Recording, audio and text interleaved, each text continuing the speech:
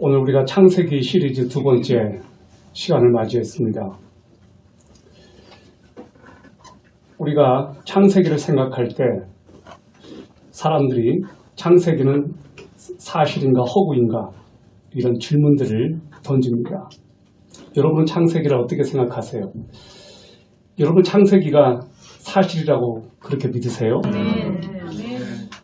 창세기를 사실이라고 믿든 믿지 않든 그것은 각자의 자유입니다.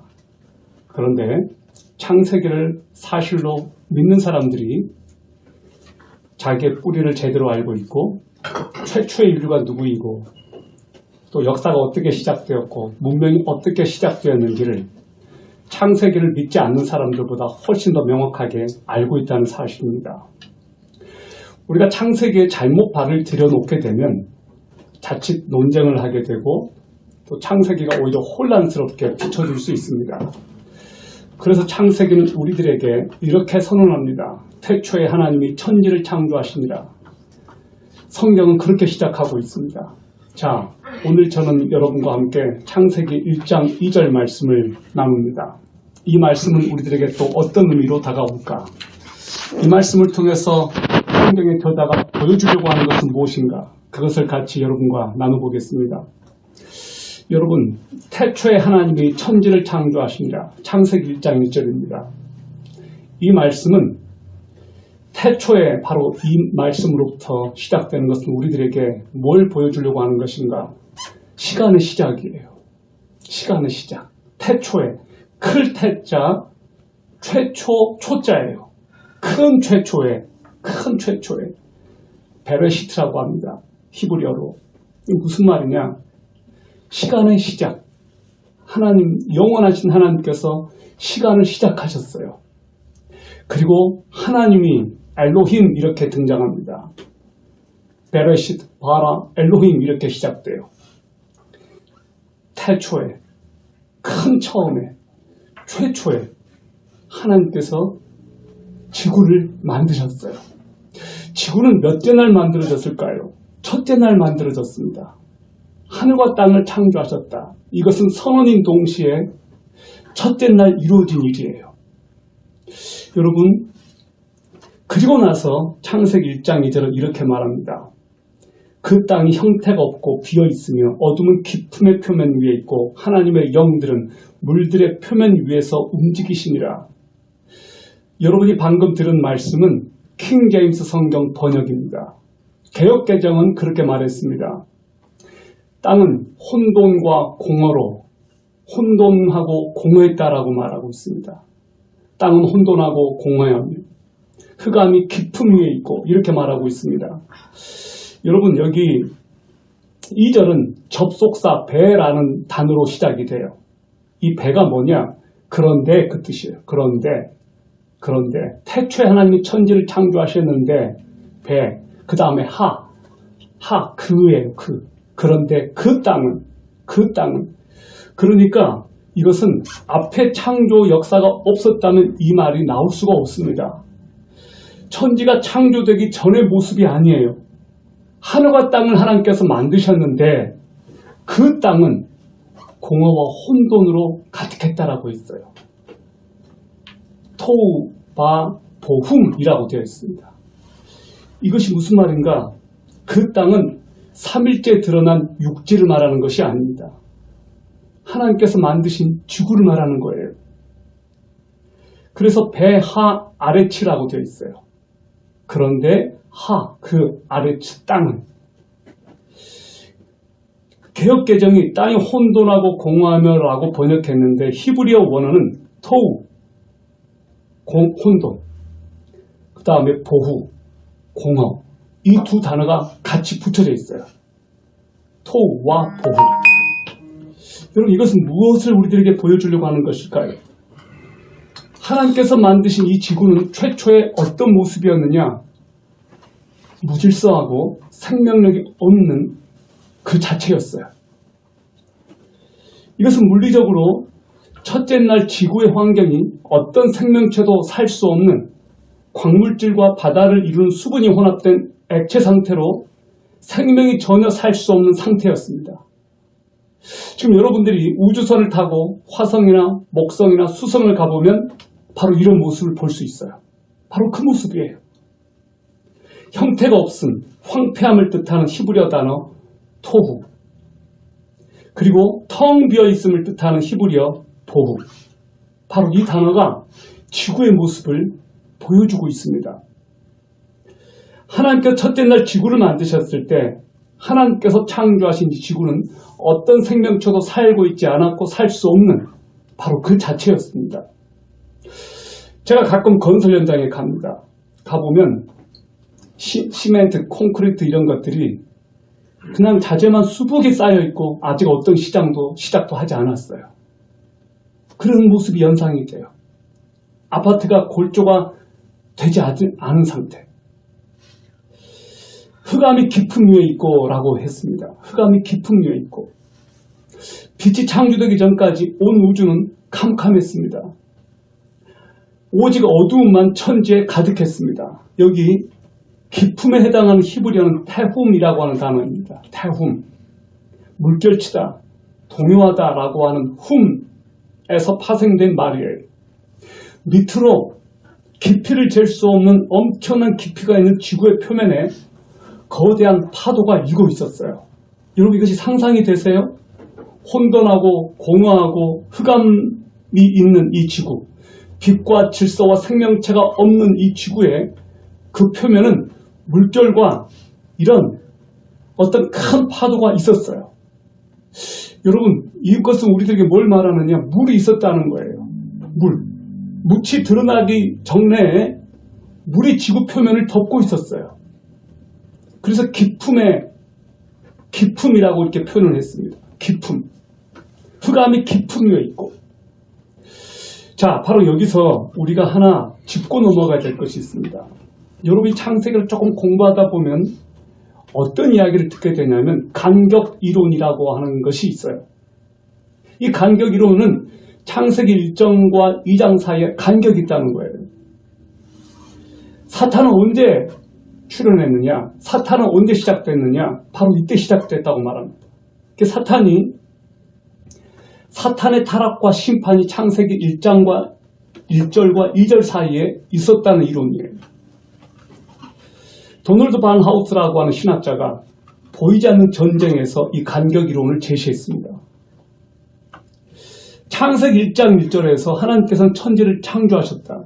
그런데 그 모습은 매우 아름다웠는데 타락한 천사들이 하나님께 대항하고 큰 전쟁을 했다. 이런 우주전쟁 끝에 하나님께서 마침내 승리하셨지만 세상은 핵폭탄을 맞은 것처럼 처참하고 참혹한 상태가 되었다. 그것이 바로 혼돈과 공허한 상태다. 그렇게 말하는 거예요. 그래서 질서를 찾을 수 없고 혼돈하고 공허한 상태가 됐다는 겁니다.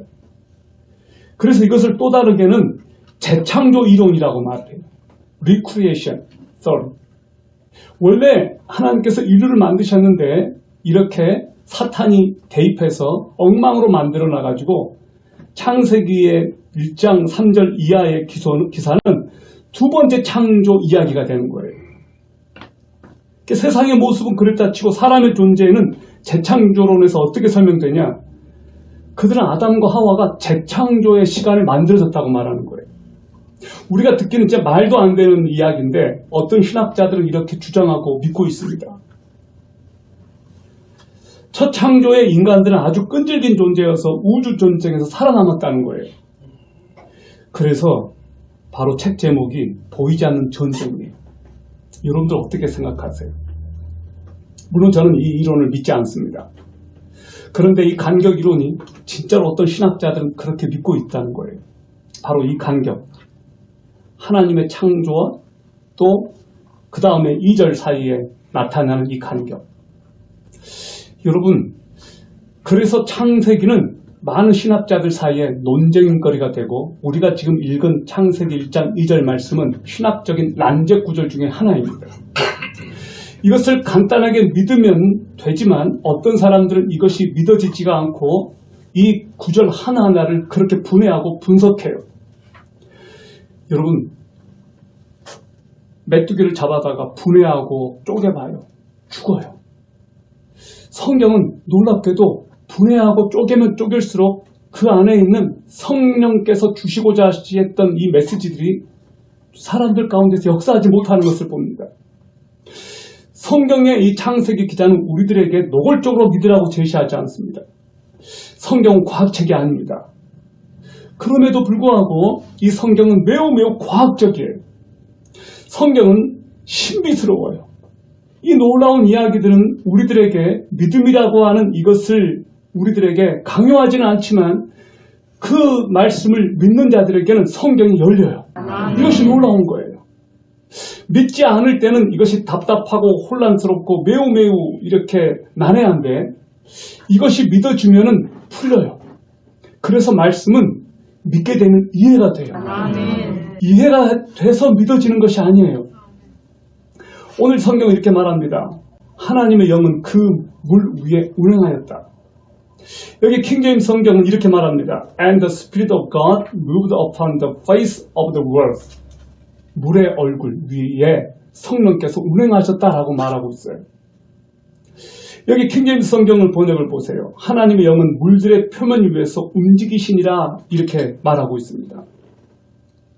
여러분, 성령 하나님께서는 창조 때 어떤 일을 하셨어요? 어떤 일을 하셨을까요? 이 절을 보면 하나님에 해당하는 단어가 엘로힘입니다. 엘로힘은 복수대명사예요. 단수가 아니에요. 우리는 무엇을 알게 되냐? 놀라운 사실 하나를 발견하게 되는데 하나님은 한 분이 아니라 세 분이시라는 겁니다.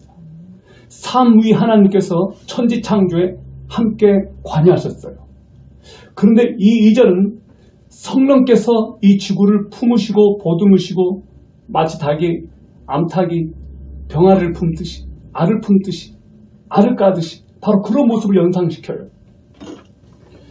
성령 하나님은 창조의 무대에 주인공으로 지금 등장하고 있습니다. 아멘. 하나님께서 천지를 창조하실 때 성부 하나님 혼자 일하지 않으셨습니다. 성자 하나님이 함께 하셨고 성령 하나님께서 또한 함께 하셨습니다. 성령님은 무엇을 하셨느냐? 생명을 주셔요.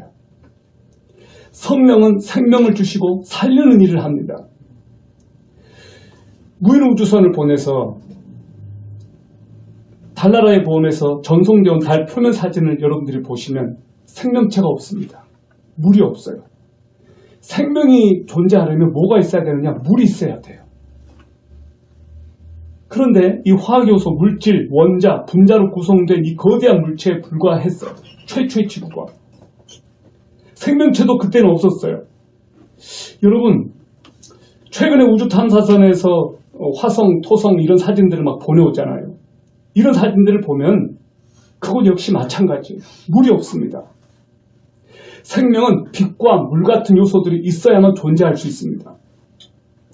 그런데 지구도 다른 모든 별들처럼 최초에는 그것이 없었어요. 물도 빛도 생명도 없는 하나의 물질 덩어리였습니다. 분자, 원자로 구성된 일종의 화학요소들, 수소 같은 거 이런 것만 있었어요. 하나님의 영을 히브리어로 뭐라고 하느냐? 루아흐라고 합니다. 루아흐. 하나님의 신이 수면 위에, 물 표면 위에 운행했다라고 나옵니다. 그런데 이 바람 또는 입김이라는 뜻을 가지고 있어요. 이 루아흐가. 하나님의 신이 수면에 운행했다는 말은 수면에 큰 바람이 일었다라는 그런 뜻이에요. 이거 굉장히 신비스러워요. 하나님의 생명이, 하나님의 호흡이 공허하고 흑암 있는 이 지구 표면 위를 덮고 있었어요. 여러분 한번 상상을 해보십시오. 하나님의 신이 운행했다. 하나님의 영이 물체 위에서 영향력이나 기운을 내리 쏟았다. 저는 이 말씀을 상상해 볼 때 너무너무나 신비스럽고 너무너무나 놀랍고 어메이징해서 이것을 어떻게 설명할 수 있을까? 하나님 저에게 좀 지혜를 주십시오. 이것을 어떻게 좀 설명할 수 있을까요? 그런 기도가 좀 저절로 나왔습니다. 여러분 제가 이 말씀을 정말로 잘 풀었으면 좋겠어요. 여러분들에게 잘 설명해 줬으면 좋겠어요. 이것은 너무너무 신비스럽고 너무너무 웅장해서 우리가 그 모습을 본다면 우리는 아마 기절할 것 같아요. 그런 장면을 우리가 볼 수 없었지만 만약에 보게 된다면 너무너무 신비스러워서 우리는 굳어버릴 것 같아요. 성령께서 지구를 감싸시고 하나님의 생명을 집어넣고 있었어요. 이것이 바로 창조 사역이었습니다. 성령님은 하나님이세요. 생명의 근원이십니다. 아멘. 하나님의 영인 성령님이 이 땅을 운행하시면서 모든 만물을, 생물체를 조성하시고 만들고 계셨던 거예요. 아멘. 지구가 하나의 계란이라고 생각해 보세요. 어미닭이 계란을 품고 있듯이 성령님이 지구를 품고 잉태시키려고 바로 그 직전이에요. 준비시키는 거죠. 이게 얼마나 신비스럽습니까? 여러분, 제가 이 말씀을 묵상하면서 와, 창조 전에 빛이 있으라 하시기 전에 성령께서 이렇게 지구를 품고 계셨구나. 성령님이 이렇게 일하고 계셨구나. 하나님은 일하시는 하나님이십니다. 성령님도 일하시는 성령님이세요. 예수 그리스도께서도 이 땅에 오셨을 때 일하셨어요. 하나님이 일하셨다는 거예요. 어린아이가 태 속에서 그 부모로부터 공급을 받고 뱃속에서 자라잖아요. 아이는 스스로 독립된 존재가 아니에요. 탯줄을 통해서 엄마랑 연결되어 있죠. 엄마가 살면 아기도 살고 엄마가 죽으면 아기도 죽어요. 성령께서 하나님의 신이 수면에 운행하셨어요. 역사하셨습니다. 이 지구에서 일어난 이 창조는 성령께서 하신 일이에요. 성령께서. 성령님이 지구를 품고 생명을 불어넣어 주셨기 때문에 이 지구에 생명이 오게 됐어요. 여러분, 사도행전 2장을 보십시오. 오순절날 하늘로부터 급하고 강한 성령의 바람이 임했습니다. 120명이 다 방언을 하고 그곳에 성령이 가득 임재했습니다. 바로 바람 같다고 그렇게 표현을 했어요. 성령님이 이 지구 표면 위를 그렇게 바람같이 운행하셨어요. 개역개정은 하나님의 신이 수면 위에 운행했다라고 나와 있어요. 여기 킹제임스 성경은 움직였다라고 말하고 있습니다. 이 움직이다라고 하는 이 말은 히브리어로 라하프입니다. 라하프. 이 라하프라고 하는 이 단어는 움직이다, 흔들었다, 진동하다 그 뜻이에요. 성령께서 라하프 하셨어요. 시편 104편 30절은 이렇게 기록합니다. 주의 영을 보내어 저희를 창조하사 지면을 새롭게 하시나이다. 하나님의 영이 물들의 표면 위에서 움직이셨어요. 계속해서 알을 품고 있다. 그런 뜻이에요. 여러분, 원어적으로 이해해보면 바로 이 말씀이 암탉이 계란을 품고 있는 것처럼 바로 그런 모습이라는 겁니다. 신명기 32장 11절을 보십시오. 이렇게 기록합니다. 다 같이 한번 읽어봅시다. 시작. 마치 독수리가 그 보금자리를 어지럽게 하며 그 새끼 위에 너풀거리며 그 날개를 펴서 새끼를 받으며 그 날개 위에 그것을 엎는 것 같이 독수리가 새끼를 보호하고 그 위에서 날개를 너풀거리고 지켜보는 것처럼 마치 성령님이 이 지구 표면 위에서 그렇게 하신 거예요. 여기 너풀거리다로 번역된 단어가 바로 오늘 본문 2절에서 운행하다라고 번역된 단어와 똑같습니다. 독수리 어린 새끼 자기 스스로 힘으로는 살아갈 수 없죠. 독수리 어미가 그 새끼를 돌봐줘야 돼요. 마치 그것처럼 성령님은 우리 인간이 살아가게 될 장소를 아름답게 만들기 위해서 수면 위에서 이렇게 움직이셨습니다. 혼돈과 공허의 상태로 흑암만이 짙게 깔린 지구에 생명력을 불어넣기 위해서 성령께서 최초의 지구를 그렇게 보듬고 계셨어요.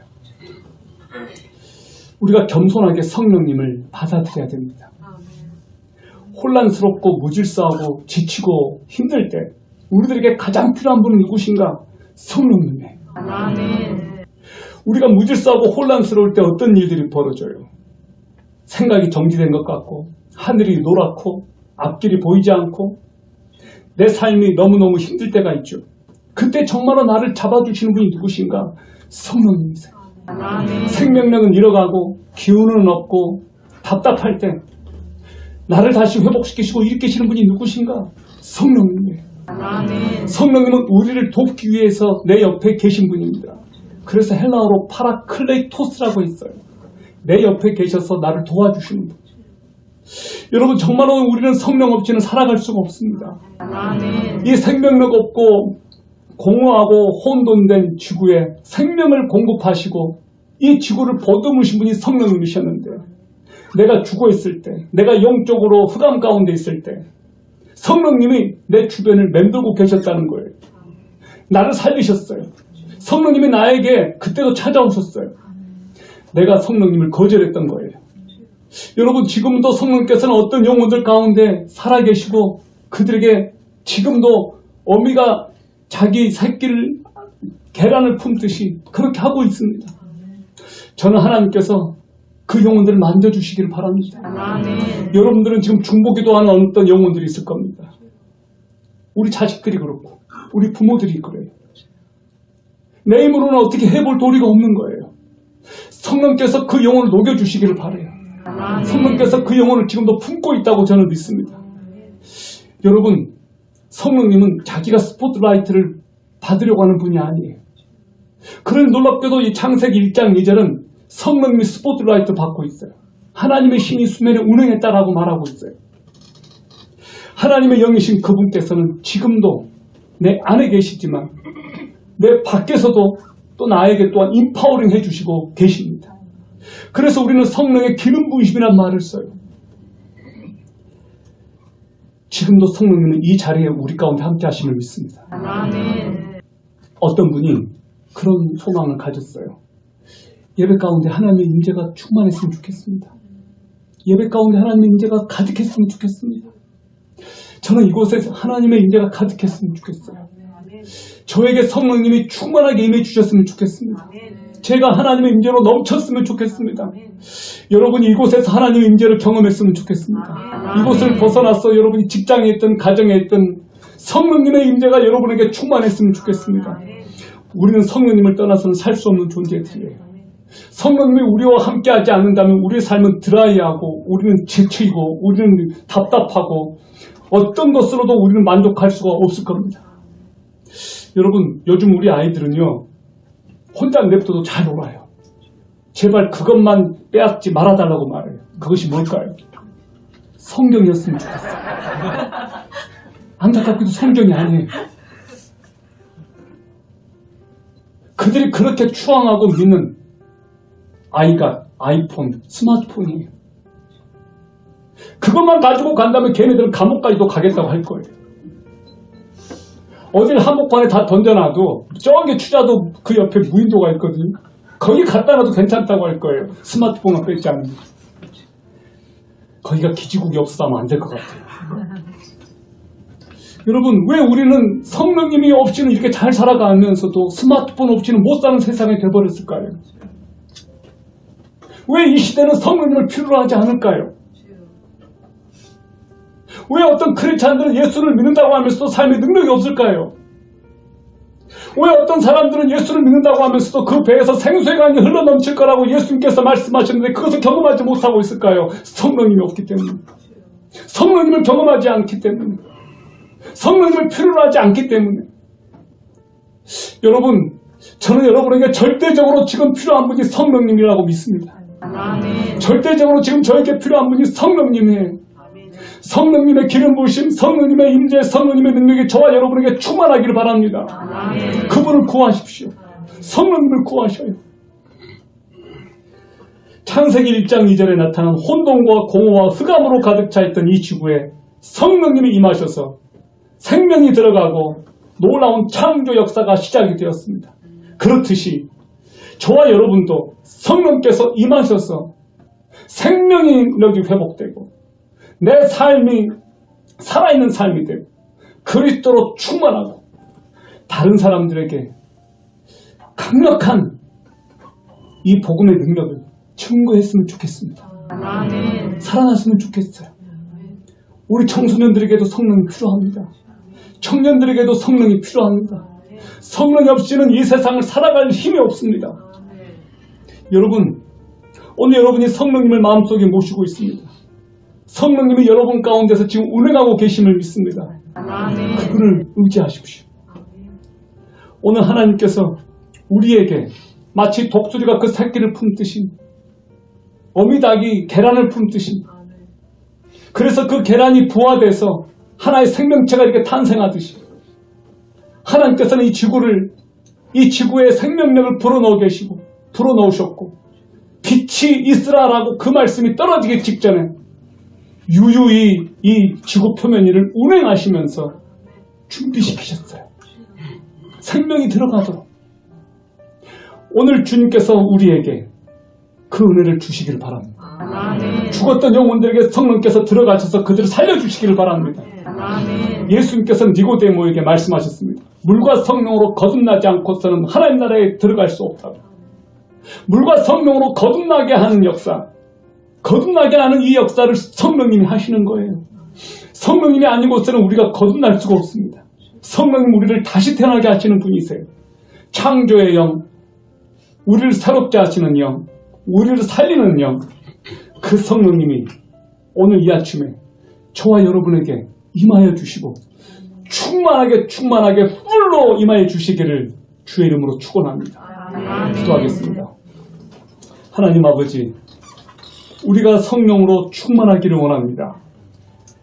이 지구 표면 위를 운행하시는 그 성령을 생각해 봅니다.